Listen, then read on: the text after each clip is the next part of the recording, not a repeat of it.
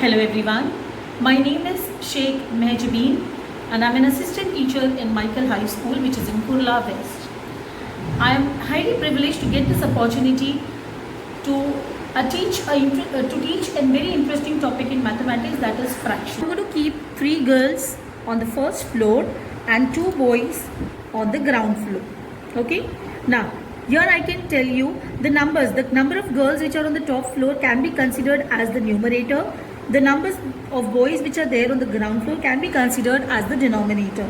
So it clears the concept of fraction, that a fraction is any number in the form of numerator and denominator is termed as a fraction. Okay.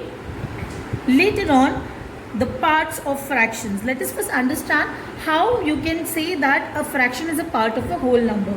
For that also I have made a very beautiful teaching aid for them to understand that a fraction is a part of a number. Now if you can see here, there is one single bar. Okay. Now if I'm going to just divide this bar into 2 parts. So the first part becomes the first part out of how many parts? 2 parts, and the second part is the last part. Again, if I'm going to divide the same one bar into 3 parts. So the first part becomes the first part among all the 3 parts. Second one, 2 upon 3 as the second part out of the 3 parts, and the third one is the last part. Again, if I'm going to divide this into 4 parts, the first part becomes 1 upon 4, second part becomes 2 upon 4, third part becomes 3 upon 4, and the last part becomes 4 upon 4. Okay. Now this clear the concept of a fraction is a part of a whole number. Okay. A fraction is a part of a whole number. That means if a whole number is divided into certain parts, it gives you fractions. Okay. Let us understand the reciprocal of fractions. Okay. For that also I have made a very simple thing to understand the reciprocal. Okay. Now if I have an equation, say where the numerator is above and the denominator is below. So when I take the reciprocal of it, that means the ulta of it, automatically the denominator goes up and the numerator comes down. For example, if I take 4 upon 1 as a fraction, the reciprocal of this fraction will be 1 upon 4. Similarly, if I take another example, if I have the fraction as say 3 upon 5, the reciprocal of it is going to be 5 upon 3. Okay, so this is about the reciprocal of the fractions. Now let us understand equivalent fractions. For that also I have made a simple teaching aid for me you all to understand nicely. If you could see in between, there is one bar which I have divided into 2 parts. Okay, the first part is the 1 upon 2 and the last part is 1 up 1. Why this is written as 1? Because if I'm going to divide the 2 parts, now here if you can see that same bar is divided into 2 parts, 2 upon 2 will give you 1. Okay, that is why I have written here 1. Okay, now for example, if I'm going to take, now here in this bar, can you see this left side bar is divided into 2 parts and the right side bar is divided into 4 parts. Okay, now the last fraction here, 2 upon 4, is basically 1 upon 2. That means 1 upon 2 and 2 upon 4, they are equivalent fractions. Why they are equivalent fractions?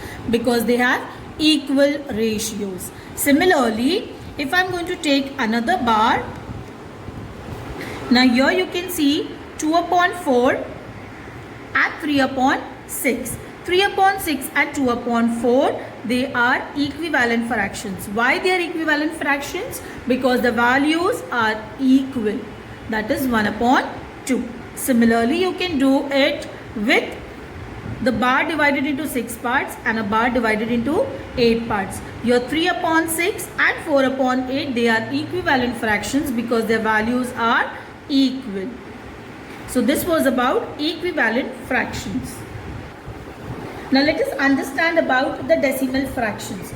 Now children get confused about the place value after the decimal fractions. So for them I have made this beautiful teaching aid where they can understand the place value after the decimal point. Okay, the place value after the decimal point is 10, 100, 1000, 10,000. Okay, for example, if the number is 7.511. The place value after the point of 5 will be 5 upon 10, that is 0.5. The place value of 1 is going to be 1 upon 100, that is 0.01.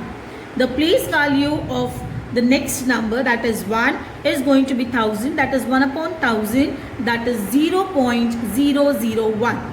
Similarly, some more examples you can take it from here. See, the place value of 0.007 is, the place value after the point 0 is 0, the place value after the point 00, and the place value of 7 is going to be 7 upon 1000, that is 0.007. Similarly, I have made the different examples to make your people understand.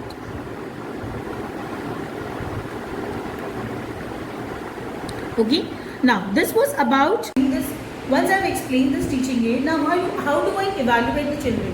How will I be able to understand whether the children have understood the concept or not?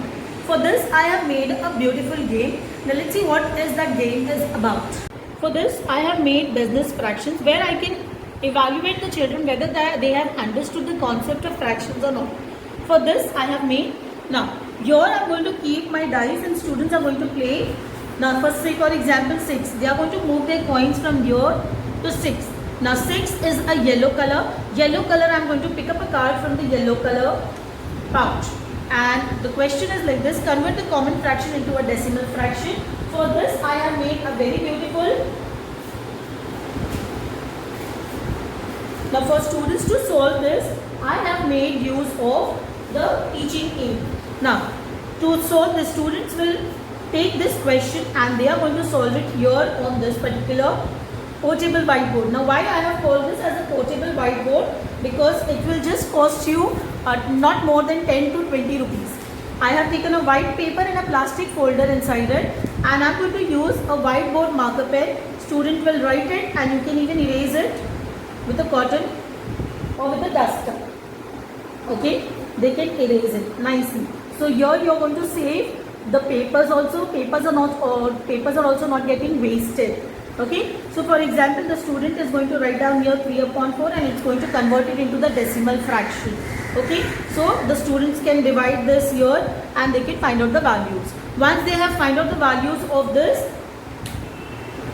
if the answer is right, they'll get a chance to move. If their answer is wrong, they'll come back again to the start position. And this is the way we can evaluate the children how to solve the fractions. Thank you.